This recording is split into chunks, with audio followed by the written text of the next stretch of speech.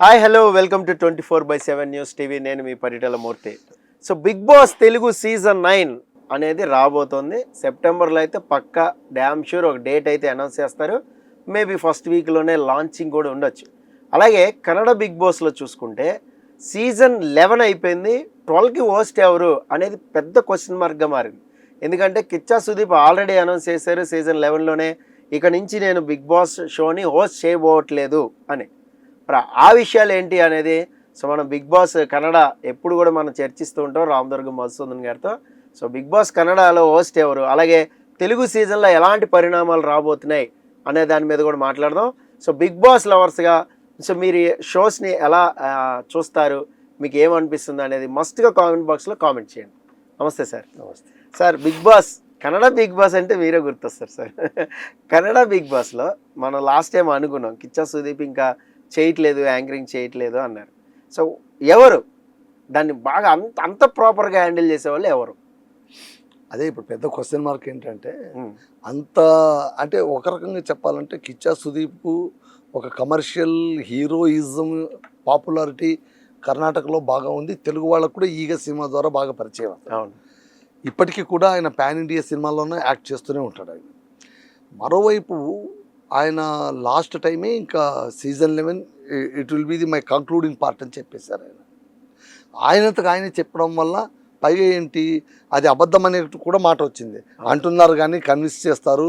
కన్నడ వాళ్ళు వదలరు, వాళ్ళు నిర్వాహకులు ఆయన వదులుతారు. ఎందుకంటే Kannada Bigg Boss minus Kichcha Sudeep is equal to 0 అనుకునే వాళ్ళు లక్షల్లో ఉన్నారు. అవును, లక్షల్లో. అవునండి. ఎందుకంటే బిగ్ బాస్ సీజన్ను ఎంత ఓన్ చేసుకుంటారో కిచ్చా సుదీప్ను అంతకు డబల్గా ఓన్ చేసుకున్న వాళ్ళు చాలామంది ఉన్నారు. ఎందుకంటే ఒక సీజన్ను నిర్వహించేటువంటి తీరు కావచ్చు, షోని హ్యాండిల్ చేసే విధానం కావచ్చు, ఇవన్నీ కూడా కిచ్చా సుదీప్ నుంచి చాలామంది నేర్చుకోవాలి.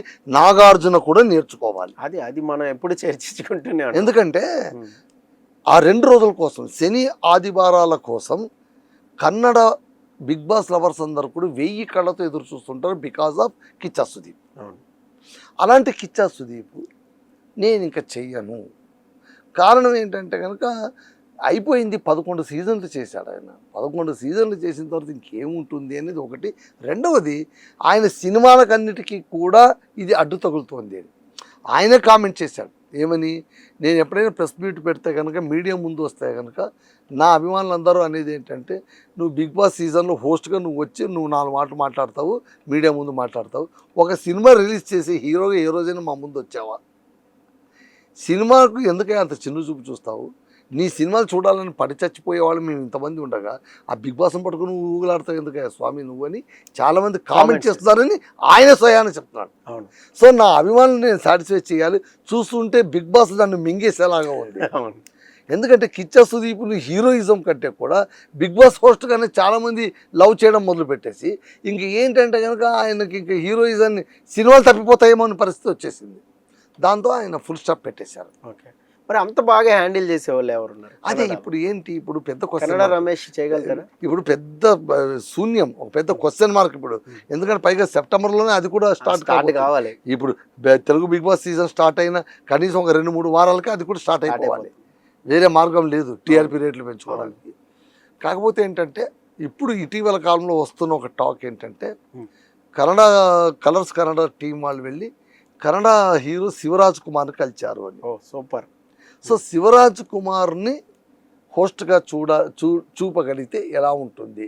ఎందుకు అంటే కన్నడ రాజ్ కుమార్ అంటే సినిమా పరిశ్రమ, కర్ణాటక వాళ్ళు ఊగిపోతారు, వాళ్ళకి పూనకాలే. ఇంకా కన్నడ శివరాజ్ కుమార్ అన్నా కూడా వాళ్ళకు చాలా అభిమానం.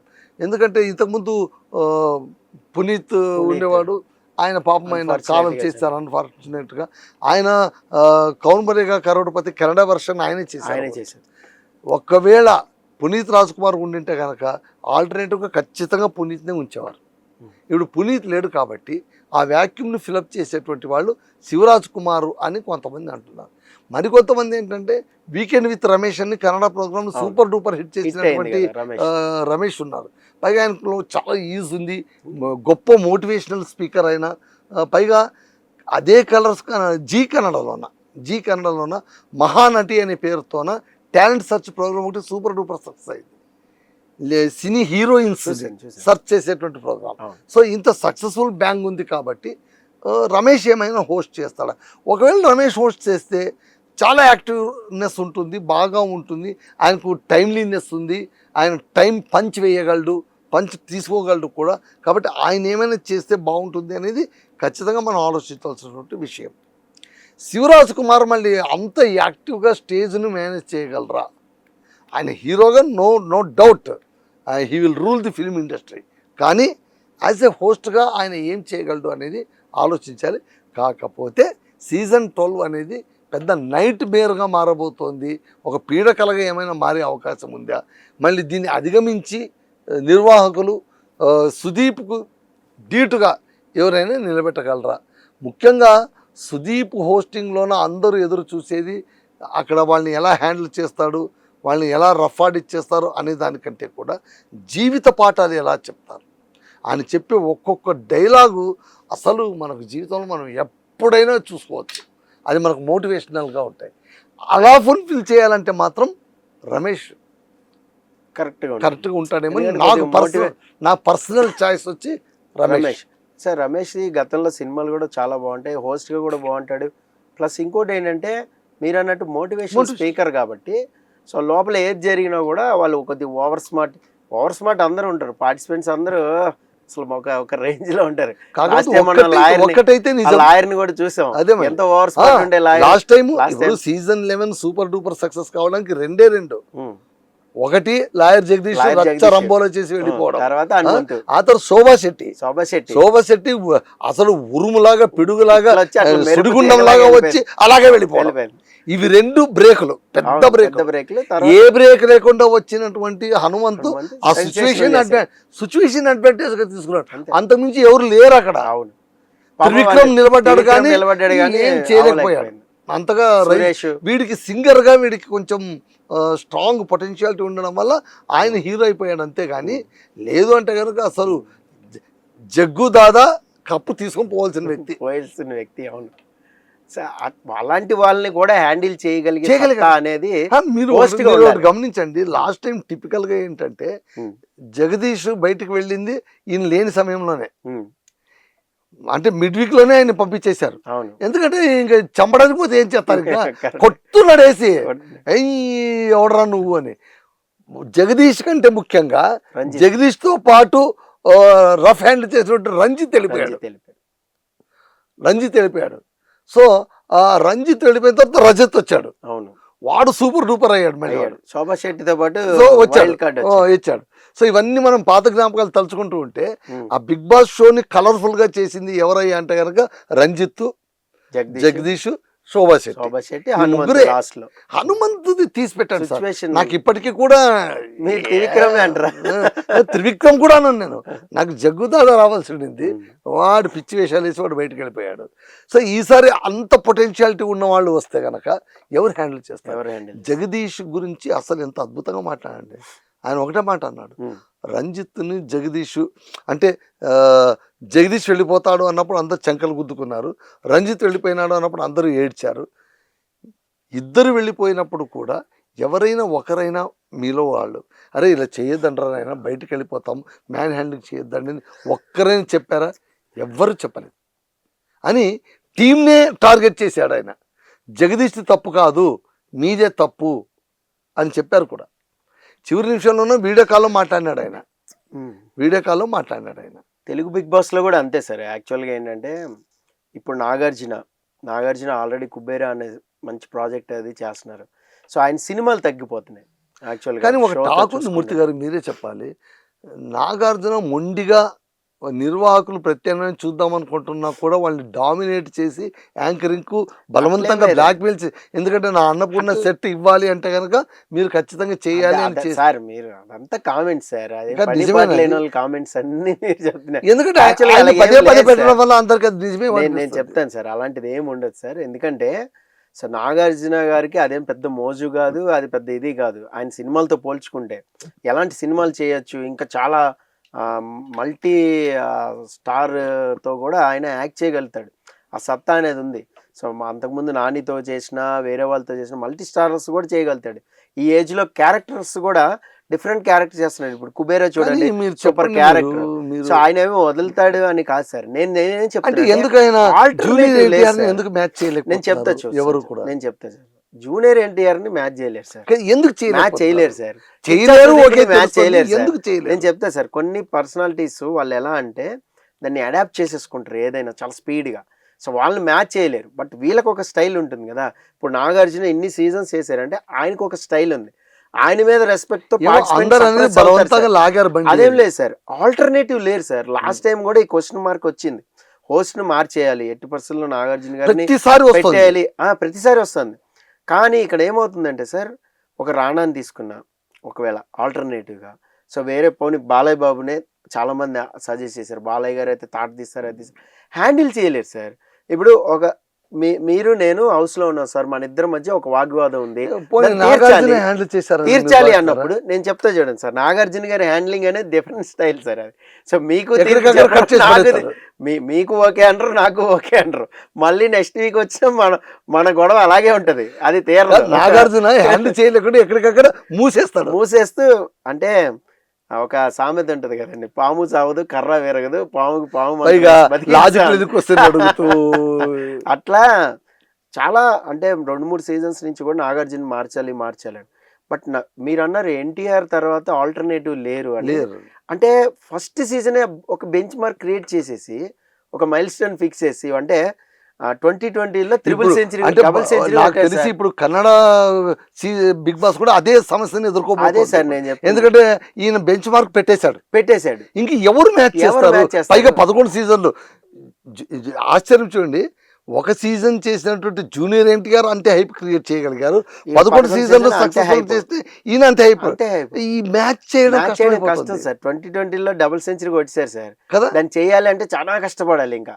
సో అలాగా ఇప్పుడు ఏంటంటే దాన్ని మ్యాచ్ చేయాలి. మీకు సీజన్ 2లో కొంచెం నాని బెటర్ అనిపించారు సార్, కానీ బట్ ఏంటంటే అది ట్రోల్ చేసేసి అంతా సోషల్ మీడియా ట్రోల్స్ కి కామెంట్స్ కి భయపడి ఆయన ఎక్కడ భయపడ్డారంటే సార్, సినిమాలు కూడా బ్యాన్ చేసేస్తాం అనే రేంజ్కి వెళ్ళిపోయారు. నీ సినిమాలు కూడా చూడవు, నీ సినిమాలన్నీ బాయ్ కట్ చేస్తాం, బ్యాన్ చేస్తాం అనేసరికి ఇదేదో మన హీరో కదా సక్సెస్ అవ్వాల్సింది, అప్పుడప్పుడే గ్రాఫ్ పెరుగుతుంది నానికి కూడా. కానీ ఒక మిడిల్ క్లాస్ అబ్బాయిలా వచ్చి టీ తాగి అంత ప్రోమో అంతా బాగుండింది, అద్భుతంగా ఉంది. కానీ ఒక రకంగా బాగానే చేశాడు, విధానం చాలా బాగుంది. కానీ ఏంటంటే అది ఒక ప్రభంజనంలో కొట్టుకుపోయింది. యాంకరింగ్ హైలైట్ అవ్వకుండా పార్టిసిపేట్ హైలైట్ అయిపోయేసరికి, సీజన్ హైలైట్ అయిపోయేసరికి హోస్ట్ పెద్ద తేలిపోయాడు. అంటే యాక్చువల్ గా అదే జరగాలి, మేబీ సీజన్ బాగుండాలి. ఇప్పుడు తెలుసు హోస్ట్ డామినేట్ చేస్తే సీజన్ డల్ అవుతుంది సార్. ప్రేక్షకులు కూడా, బిగ్ బాస్ లవర్స్ అందరూ కూడా ఇన్ని సీజన్ లాగా ఇప్పుడు తెలుసుకుని నాని ఈజ్ ది బెస్ట్ అంటున్నారు. నాగార్జున కలేజా సినిమా టీవీలో చూస్తే బాగుంటది, థియేటర్ కి మాత్రం అలాగా మొత్తుకుంటున్నాడు. సూపర్ హిట్ సినిమా ఇట్లా అయిపోయింది. సో అలాగా నాని హోస్టింగ్ బాగుంది, బట్ ఆ ప్రపంచంలో కొట్టుకుపోయింది. మేబీ ఆయన 3rd సీజన్ కంటిన్యూ చేసి ఉంటే మాత్రం డెఫినెట్గా బెస్ట్ యాంకర్ అయ్యాడు. కానీ ఇప్పుడు ఏంటంటే సీజన్ 3 నుంచి ఇప్పటి వరకు కూడా, అంటే 8 సీజన్ల వరకు నాగార్జున నడిపించారు. 9 కూడా నాకు తెలిసి 99% నాగార్జున గారు వేరే దిక్కు లేదు. ఎక్సెప్ట్ రానా గానీ ఏమైనా యాక్సెప్ట్ చేసి నేను హోస్ట్ చేయగలుగుతాను, వీళ్ళు వేరే సీజన్ హోస్ట్ చేస్తున్నారు. రానా వేరే సీజన్ హోస్ట్ చేశాడు ఆల్రెడీ. ఆయనేమి సినిమాకే పరిమితం అయిపోయాను నేను చెయ్యను అనే అలాంటప్పుడు ఎందుకు అదే సార్ నాగార్జున అడ్డుపడుతున్నాడు అన్న మాట నిజమవుతుంది. అదేం లేదు సార్, ఒక్క సీజన్ హ్యాండిల్ చేయగలిగితే ఆ టీమ్ కూడా వదిలితే కదా అర్థమయ్యేది కాదు సార్. ఆ నిర్వాహకులకు కూడా కొంచెం వస్తుంది, వదిలితే అని కాదు సార్. వీళ్ళు కూడా నిర్వాహకులు కూడా ఏంటంటే కొంచెం తటపటాయిస్తున్నారు. నాగార్జున చేస్తుంటే ఒక రేంజ్ రేటింగ్ వస్తుంది, 13-14 కూడా పెద్దగా రేటింగ్ రాలేదు సార్. వీకెండ్స్ కూడా పెద్దగా లేదు, వీకెండ్ రేటింగ్ అసలు మీరు చూడండి. లాస్ట్ సీజన్ లో అయితే గనక అయిపోయింది, ఇంక వైండప్ చేయాల్సింది ఇదేం లేగదు అనే లెక్కలో ఉన్నప్పుడు ఇది కొంచెం అంటే వీక్ చూసుకుంటే వీకెండ్ కొద్దిగా ఉండేది అంతే. నేను చెప్తా సార్, యాజ్ ఎ రివ్యూవర్ గా నేను సీజన్ 1 నుంచి చెప్తున్నా, ఒక సీజన్ ఫ్లాప్ అయింది సార్, అది సీజన్ 6. అది ఒక్కటే అటర్ ఫ్లాప్ అయింది తప్ప మిగతా అన్నీ కూడా పాస్ అయిపోయినాయి. సీజన్ 7 కూడా బాగుంది, హిట్ అయింది. సీజన్ 8 కూడా హిట్ అయింది, చాలా బాగుంది. సీజన్ వైజ్గా ఎలాంటి ప్రాబ్లం లేదు సార్. హోస్ట్గా కూడా అంటే సీజన్కి ఆయన డెవలప్మెంట్ కనపడుతుంది. సో ప్రేక్షకులు కూడా ఏంటంటే ఓకే అమ్మయ్య మేము కోరుకుంది ఇదే కదా క్లాస్ వీకాలని కొన్నిసార్లు ఏమవుతుందండి సార్, ఓవర్ ఎక్స్పెక్టేషన్ అయిపోద్ది. ఇప్పుడు మీరు నేను హౌస్లో కొట్టుకున్నాము, సో మీ తప్పు ఉంది నాది రైట్ ఉంది అనుకుందాం, లేదా నా తప్పు ఉంది మీది రైట్ ఉంది అనుకుందాం. నా తప్పుని హోస్ట్ చెప్పలేదు అనుకోండి, ఆడియన్స్ ఫీల్ అయిపోతాం అంతే కదా. వాళ్ళ పర్సెప్షన్ వేరు ఉంటుంది. అంటే ఇప్పుడు ఆడియన్స్ పర్సెప్షన్ చెప్పగలగాలి, లేదా ఆడియన్స్ తమ పర్సెప్షన్స్ ఇది తప్పు కదరా ఇది కరెక్ట్ అని అనుకోగలగాలి. జస్టిఫికేషన్ ఇవ్వాలి లేదా చేయాలి. అది జరగదు. ఇప్పుడు నాగార్జున గారి దాంట్లో ఏంటంటే మీరు ఆడాలి నేను ఆడాలి, నెక్స్ట్ వీక్ మళ్ళీ మనం కొట్టుకోవాలి, మళ్ళీ అక్కడ నిలబడాలి, అప్పుడే కదా సీజన్ వెళ్ళేది. సో ఇలా కూడా ప్లానింగ్ అనేది ఉంటుంది. సో బట్ నిర్వాహకులు ఏంటంటే ఆ ప్లాన్ బట్టి దాన్ని బట్టి పోతుంటారు. నాకు తెలిసి 99% అయితే నాగార్జున గారు మారరు. ఈ సీజన్ కూడా ఆయన హ్యాండిల్ చేస్తారు. మేబీ 10 సీజన్ నెంబర్ వస్తుంది కదా, అప్పుడు ఏమైనా చేంజ్ అయ్యే అవకాశం ఉంటుంది నేను అనుకుంటున్నాను. ఒక దశకం వదిలిపెట్టాలి. ఒక బంచ్ అయిపోయింది, 10 సీజన్ చేసాం, దట్స్ ఇట్, నెక్స్ట్ చూసుకోండి అబ్బా కుర్రలు ఎవరైనా చేసుకోండి అన్నట్టు అయిపోవచ్చు. మేబీ అప్పుడు ఏమైనా యంగ్స్టర్స్ ఎవరైనా వస్తే సో మేము చేయగలుగుతాం, హ్యాండిల్ చేయగలుగుతాం అంటే మేబీ ఏమైనా. నాకు కూడా కన్నడ సీజన్ సంబంధించి శివరాజ్ కుమార్ అంగీకరిస్తే ఓకే, అదొక టెంపోలో నడిచిపోతుంది. ఎందుకంటే ఆయనకు ఒక సినిమా హీరోగా ఆల్రెడీ పేరుంది. ప్లస్ ఇంకోటి ఏంటంటే కన్నడ రాజ్ కుమార్ లెజెండ్ యాక్టర్ కొడుకుగా ఆయనకు చాలా నమ్మకం ఉంది. ఆ అభిమానంతో ఓన్ చేసుకోవచ్చు. కాకపోతే దాన్ని పక్కన పెడితే రమేష్ అయితే అద్భుతంగా ఉంటుందని నా పర్సనల్. చూద్దాం సార్, మరి కన్నడలో అలాగే తెలుగులో అయితే మారరు, కన్నడలో అయితే ఎవరో రావాల్సిందే, తప్పదు. ఆడియన్స్ మీకు శివరాజ్ కుమార్ వస్తాడా లేదా రమేష్ సార్ చెప్పినట్టుగా మీకు ఎవరు అనిపిస్తుంది, శివరాజ్ కుమార్ రమేష్ ఎవరు హ్యాండిల్ చేస్తే బాగుంటుంది? అలాగే తెలుగులో నాగార్జున తర్వాత ఎవరు సీజన్ హ్యాండిల్ చేస్తే బాగుంటుంది యాంకర్గా బెస్ట్? మీరు అందరూ జూనియర్ ఎన్టీఆర్ నాని అని పెడతా ఉంటారు, అది జరగదు. సో ఇప్పుడున్న సిచ్యువేషన్ లో ఎవరు చేస్తే బాగుంటుంది అనేది మస్ట్ గా కామెంట్ చేయండి. అలాగే బిగ్ బాస్ కన్నడ రివ్యూస్ అలాగే తెలుగు రివ్యూస్ కూడా మన ఛానల్లో ఉంటాయి కాబట్టి 24/7 న్యూస్ టీవీని ప్లీజ్ సబ్స్క్రైబ్ చేసుకోండి. This is Paritala Murthy signing off. By by.